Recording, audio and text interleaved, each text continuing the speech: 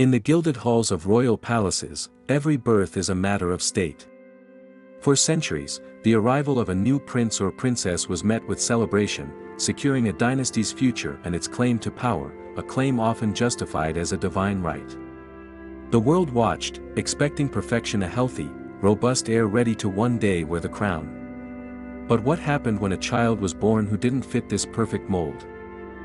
What was the fate of a royal baby born with a condition that marked them as different in an era that feared and misunderstood any deviation from the norm? Behind the tapestry of royal grandeur lies a dark and often heartbreaking history of secrets, shame, and forgotten children.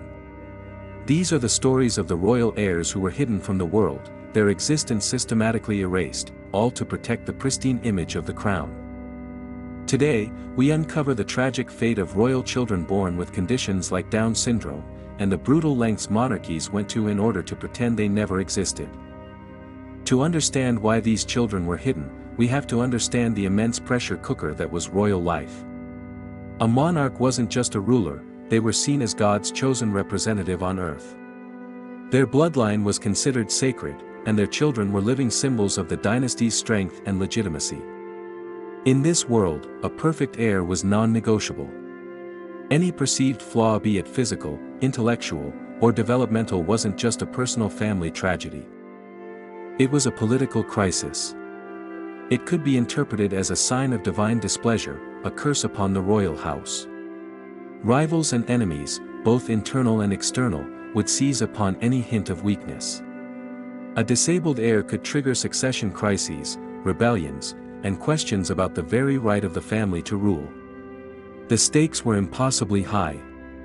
The health of a single baby could determine the fate of an entire nation. This obsession with perfection created a culture of secrecy where anything less than ideal was simply swept under the rug, or in the case of a living child, locked away behind stone walls. It's crucial to remember that for most of history, conditions like Down syndrome didn't have a name or a scientific explanation.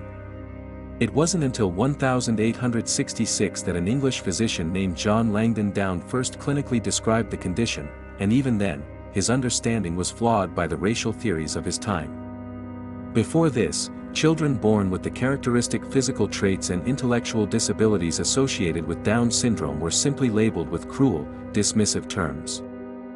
They might be called cretins, idiots, or imbeciles. In a world steeped in superstition, their condition was often blamed on a moral failing of the parents, a demonic influence, or a supernatural event. There was no concept of a chromosomal anomaly, there was only fear, shame, and misunderstanding. This profound ignorance meant that a royal child born with Down syndrome wouldn't have been seen as a child with a medical condition, but as a monstrous aberration, a stain on the royal bloodline that had to be concealed at all costs. Perhaps the most famous and well-documented case of a hidden royal child is that of Prince John of the United Kingdom. Born in 1905, he was the youngest son of King George V and Queen Mary, and the uncle of the late Queen Elizabeth II. For the first few years of his life, John was a visible, if peripheral, member of the royal family. But as he grew, it became clear he was not like his siblings. He suffered from severe epileptic seizures and displayed signs of what would today likely be diagnosed as autism or a learning disability.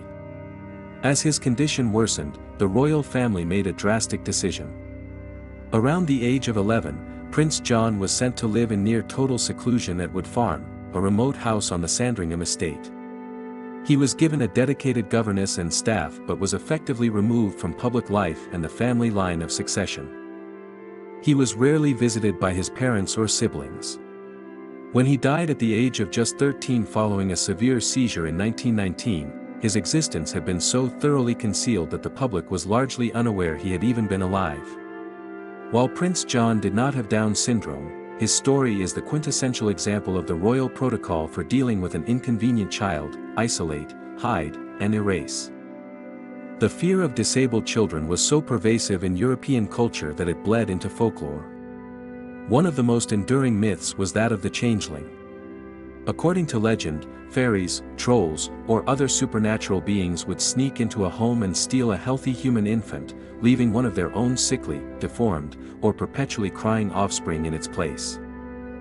Many historical descriptions of these supposed changelings bear a striking resemblance to the symptoms of various genetic disorders and disabilities.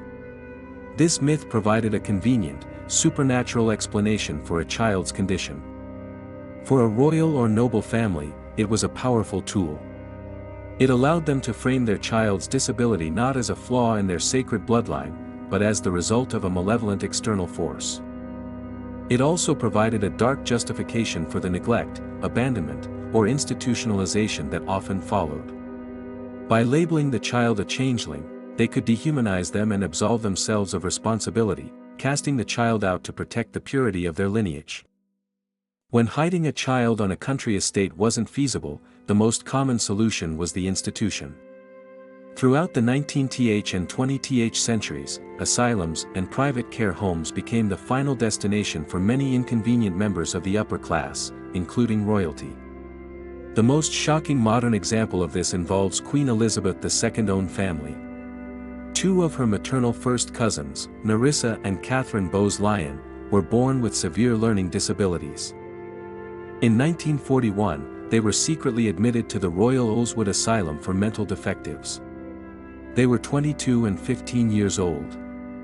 The secret was so complete that the family's official record, the authoritative Burke's Peerage, listed both sisters as having died years earlier. They were erased from their own family history while still alive. They lived out the rest of their long lives in the institution, largely forgotten by the outside world, receiving little to no family contact. Nerissa died in 1986 and was buried in a pauper's grave, her resting place marked only by a plastic tag. The story only came to light years later, a chilling revelation of how recently this practice of hiding disabled family members continued. The irony is that royal families actively contributed to the higher incidence of genetic disorders in their own children. For centuries, European monarchies engaged in rampant inbreeding. Marrying cousins and other close relatives was standard practice to consolidate power, secure political alliances, and keep royal blood pure. But this had devastating genetic consequences. This practice, known as consanguinity, dramatically increased the chances of rare, recessive genes pairing up and expressing themselves. The famous Habsburg jaw, a severe facial deformity that plagued the Spanish Habsburg dynasty, was a direct result of generations of inbreeding. While the Habsburg jaw was a visible physical trait, the same genetic bottleneck also increased the probability of far more serious conditions, including chromosomal abnormalities like Down syndrome, metabolic disorders, and other congenital disabilities. In their quest for genetic purity, they inadvertently created a genetic minefield. Ultimately, the decision to hide a child was a cold, calculated political one. In a system of hereditary monarchy, the line of succession is everything. An heir with a visible intellectual or physical disability was a profound threat to that stability. It created a vulnerability that could be exploited. Who would follow a king who couldn't command an army or make a political speech? How could a queen who required constant care fulfill her royal duties? The presence of such a child in the direct line of succession would invite challenges from ambitious relatives, foreign powers, and a restless populace. The easiest, most ruthless solution was to simply remove the problem. By sending the child away, listing them as dead, or never publicly acknowledging their birth, the monarchy could pretend the problem never existed.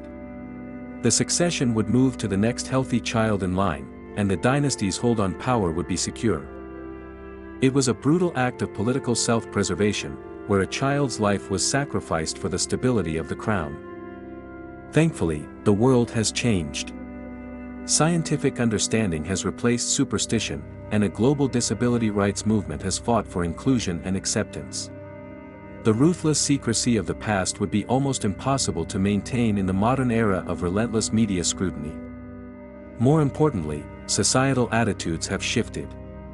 Today, a royal child born with Down syndrome would likely not be hidden. Instead, they would probably become a powerful symbol and a force for good. We have seen modern royals, from Princess Diana's work with AIDS patients to the current Prince and Princess of Wales's focus on mental health, use their platform to champion difficult causes.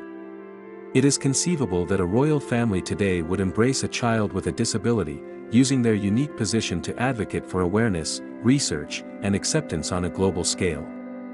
The child who would have once been erased from history could now become one of its most visible and inspiring advocates. The stories of these forgotten royal children are a powerful reminder of the crushing weight of expectation and the dark side of the demand for perfection. They were victims not only of their genetic conditions but of the fearful, ignorant, and politically ruthless times into which they were born. Their lives were traded for the image of a flawless dynasty, their existence scrubbed from the history books to protect the power of the crown. It's a tragic chapter in royal history, but one that highlights how far we've come in our understanding of disability and our valuation of every human life. What are your thoughts on this hidden history? Do you know of any other similar stories? Let us know in the comments below. If you found this look into the darker side of royalty compelling, please give this video a thumbs up, share it with someone who loves history, and make sure you are subscribed to the channel for more deep dives into the stories you were never meant to hear. Thank you for watching.